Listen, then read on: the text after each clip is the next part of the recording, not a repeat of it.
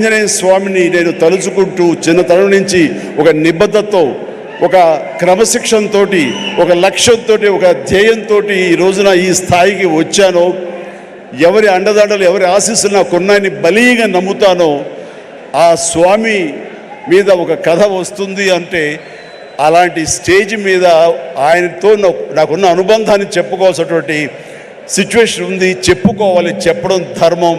ఎందుకంటే ఇక్కడ ఉన్నటువంటి ఎంతోమంది యూత్ ఉన్నారు, టీవీల్లో వీక్షిస్తున్న వాళ్ళు మరి ఎంతో లక్షల్లో ఉన్నారు. వీళ్ళందరికీ ఒక ఇన్స్పిరేషన్, ఒక మోటివేషన్ ఉంటుంది.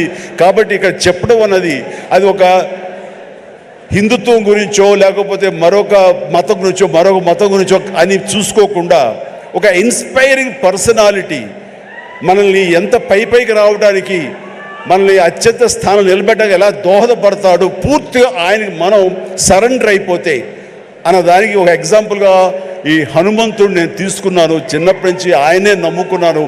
కాబట్టి అది మీరు కూడా ఎవరైనా సరే అలా నమ్ముకుంటే కనుక అలా స్థాయికి, ఉన్నత స్థాయికి వస్తారు.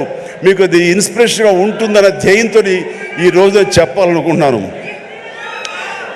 ఇది చాలా మనసు అంతరాంతరాల్లో నుంచి నేను వెలిబుచ్చుతున్నటువంటి ఇది.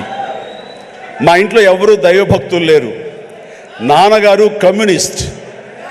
ఆయన ఫోటోకి దండం పెట్టడం చాలా రేరు. ఎప్పుడైనా అమ్మ కోరిక మేరకు తిరుపతి వెళ్ళి ఆ స్వామి దర్శనం చేసుకుని వచ్చేసేవాళ్ళం తప్ప, శనివారం అమ్మ వెంకటేశ్వర స్వామికి దండం పెట్టేది తప్ప, అంతమించి ఎవరు ఫోటోలకు దండం పెట్ట కానీ, స్వాముల్ని కొలవడం కానీ, దేవుణ్ణి ప్రార్థించడం కానీ ఏమీ లేదు. అలాంటిది ఈ చిన్నతనం అంటే 7th క్లాస్ నేను చదువుతుండగా అది పొన్నూరు, అక్కడ ఒక ఆంజనేయ స్వామి గుడి ఉండేది. ఆ ఆంజనేయ స్వామి గుడిలో నేను రోజు వెళ్ళి ఆంజనేయ స్వామి దండం పెట్టుకుని వస్తుంటాను స్కూల్ నుంచి వస్తూ. ఆ తర్వాత next year 7th class 8th class నేను బాపట్లలో చదివేవాడిని. ఈవినింగ్ ట్యూషన్ నాకు ఆంజనేయ స్వామి గుడి దాటుకుంటూ వెళ్ళాలి.